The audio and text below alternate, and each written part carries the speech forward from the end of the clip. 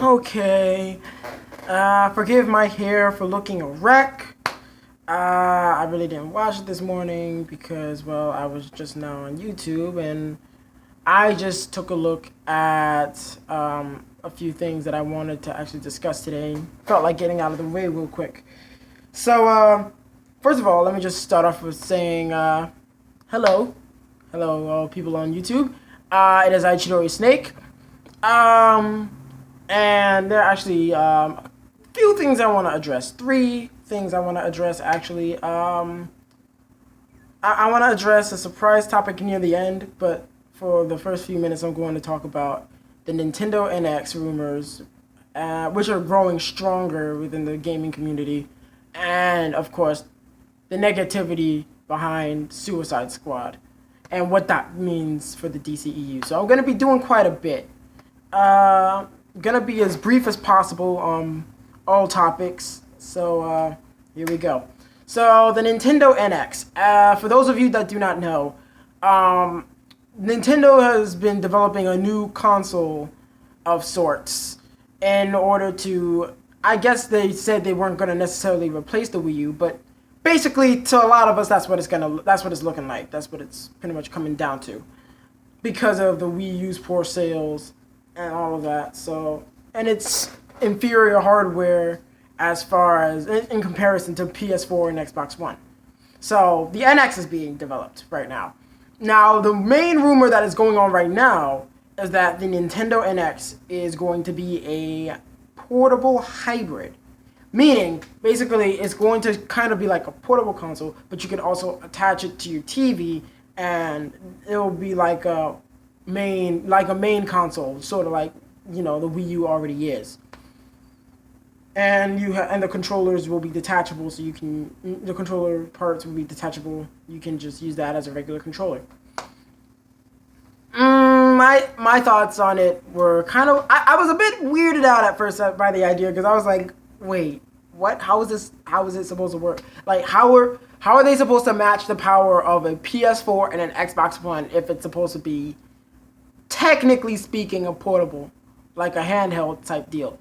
Like, I don't know. I thought the whole point with the NX was supposed to catch up with the PS4 and the Xbox One. But if they're saying, like, if they're talking like they are right now, it seems like the graphics could possibly fall between PS3 and PS4, which is not bad for handheld, but as far as for console, like straight consoles, like PS4, Xbox One standards, not all that.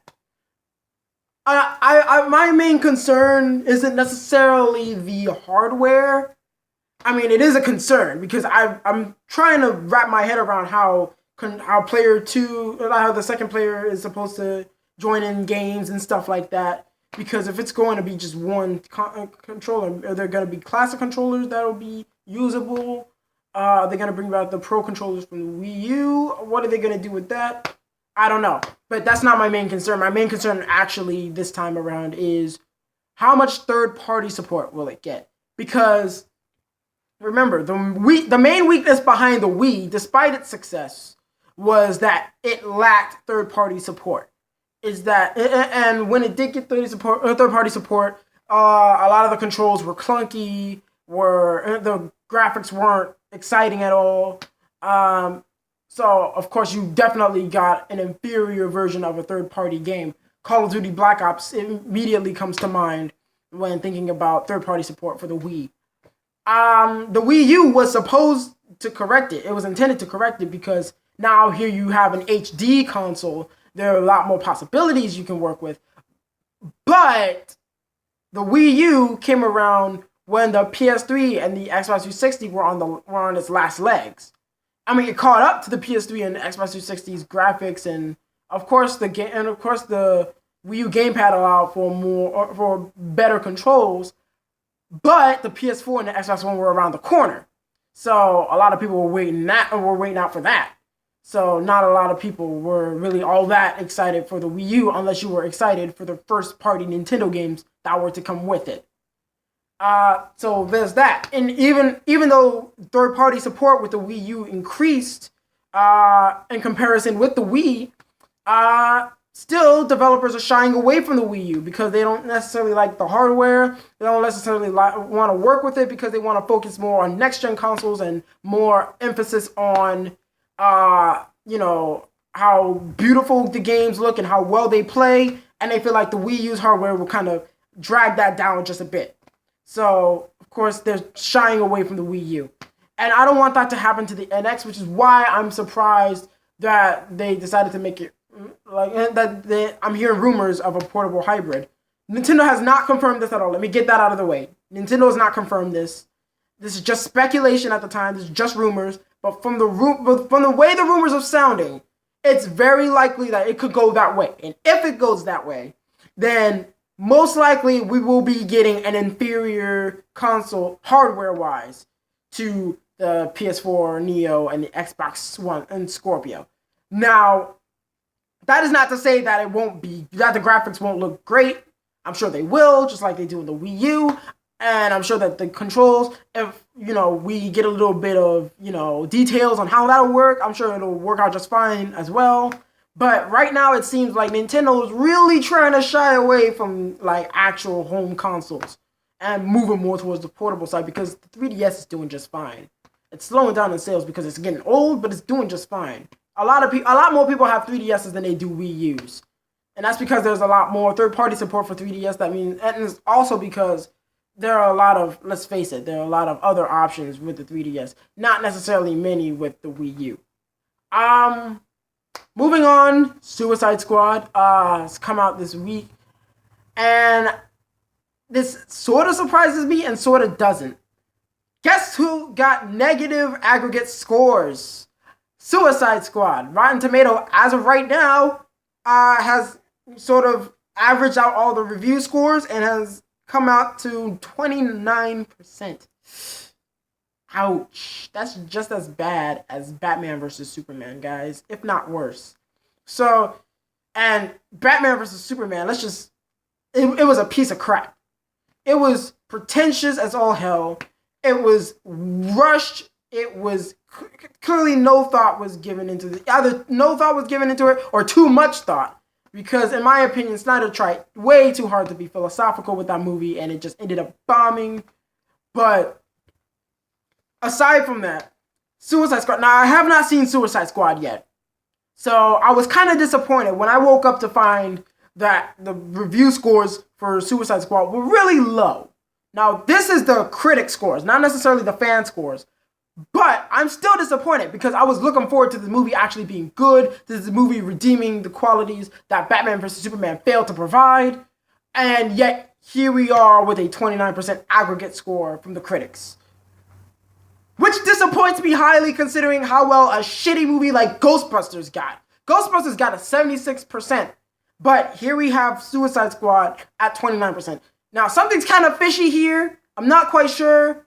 Because I feel like the Ghostbusters reviews were kind of, they were kind of manipulated at some point. Either that or the reviewers were just really afraid from any backlash that would come with criticizing Ghostbusters because of, what happens with everybody that apparently hates the new Ghostbusters. They get called a misogynist, they get, or if they end up liking it, which I know very few people that do, they end up getting called out for not being true to the original, for being traitors to the original movie, which doesn't make sense to me. For me, I hated that movie. It was crappy. It did not honor the Ghostbusters memory the way I perceive it. But I can respect if somebody else likes it, especially if they've never seen the original movie. I can understand that. So I'm not gonna freak out over that. But back to the topic at hand. Suicide Squad got a low score. And basically, this just kind of, I feel like part of this is because of what I've been saying for months now. And it kind of goes back to this video that I did a while ago. I don't know. It was a pretty long time ago about whether or not comic book movies are killing the comic book industry. If you haven't seen that video, I'm sure it's somewhere either on this channel or my older channel. Go ahead and check that out. But Basically, this is what I've been saying for a long time. If we keep oversaturating the market with comic book hero movies, don't you think that eventually people are going to get tired of it and people are going to eventually stray away from it saying, oh, this is pretty much just the same old thing, let's move on? Say what you want about Deadpool's success, but that does not confirm that. Now, let's just put this out of the way. Deadpool did great in terms of box office and reviews because it was well done. You can't keep oversaturating the market with terrible comic book movies because that's what's going to drive the casual audience away, further away. And that is what's been happening so far with Batman vs. Superman and apparently now with Suicide Squad. Now, once again, I have not seen Suicide Squad. I do not know whether or not that movie is good. I will have to judge on my own if I think it's good. When I actually get around to it, hell, maybe I'll even do a review video about it. But right now, as far as I can tell, as far as what I'm hearing, it didn't turn out that great.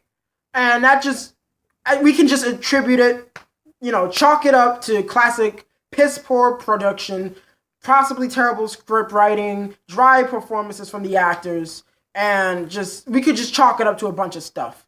So it's not just one factor put into this. At this point, if two movies in a row from DC are getting god-awful scores, then clearly something is wrong on every single side. Not just one thing is wrong here. So completely as a whole, something is wrong. What I think is wrong here is that there's no structure like Marvel had with theirs. When Marvel did their cinematic universe, when they started theirs, they started off with solo movies so that we could get acquainted with the big heroes first. And so that later on, when the team movies came around, we already knew about the big heroes. We already knew about their origin stories. And we were also introduced to some of the smaller characters. And that did great because we already got the big heroes out of the way. Now we can focus on some of the smaller heroes and what they're about, their backstories. And so that worked out fantastically. And so that is why Marvel is doing surprisingly well. And the reason, this was pointed out in Pat the NES Punk's his little podcast that he does with Ian Ferguson. Basically, what they said, what Ian said, Ian actually pointed this out, was that they were trying. I think Ian, scratch that. Ian and Pat both pointed this out. Was that Suicide Squad was basically a bunch of C-list characters, and that makes sense. Killer Croc, Deadshot, Katana. All of them were characters that, if you have not read the comics, most likely you would not know. So, that makes sense. And so, of course, a case can be sort of made for Guardians of the Galaxy, except for one thing. Guardians of the Galaxy was later down the line when everything else in the MCU was already established. Here we're 3 movies into the into the DC extended universe. We have Man of Steel, Batman vs. Superman, and Suicide Squad. That's 3 movies in, and already we're introduced to villains that we've never seen before in live action in the DCEU. So that's kind of rushing it still. And that's where DC is going wrong. DC is doing a lot of things wrong. I think at this point, if Wonder Woman doesn't do it for me, because I did not like the Wonder Woman trailer. I was bored by it. I felt empty coming out of watching it. I was just like, okay, that's it. Like, it was nothing special to me. So I'm very scared at this point for Wonder Woman. If Suicide Squad, which I was hyped for, by the way, did poorly with reviewers, I would hate to see how Wonder Woman does. Because I did not like Wonder Woman, so the Wonder Woman trailer. So there you have that. If Wonder Woman sucks, then that should just be a DC sign to just shut it all down at that point, because there's no coming back from that. 3 movies strikeout. Man of Steel wasn't bad, but it wasn't good. It was mediocre. Batman vs. Superman, let's not even go there. Suicide Squad apparently is bad. Not sure how. I'll check it out for myself and see what all the fuss is about. But this is DC, Warner Brothers. At this point, gotta call it quits. You gotta stop trying to be Marvel. That's your thing. You keep trying to catch up to what Marvel is doing without doing Marvel's tactics because you want to make quick money. You need to realize that a perfect cinematic universe has to take time to develop. It cannot be rushed. That's why I hated Batman vs. Superman. That's why I don't like Zack Snyder, because he tries to rush everything into one movie, and that's not how you do things. That was the case with the Watchmen movie, and just like Watchmen, he's done the exact same thing with Batman vs. Superman. So it's no surprise that it came out crapped out. At least Watchmen was halfway decent, sort of, kind of. But with Batman vs. Superman, I don't know, it just went to hell. And apparently Suicide Squad isn't doing so hot either. So, I don't know. When I see it, I might do a video on it and give you guys my opinion. But right now, this is kind of scaring me to hell a little bit.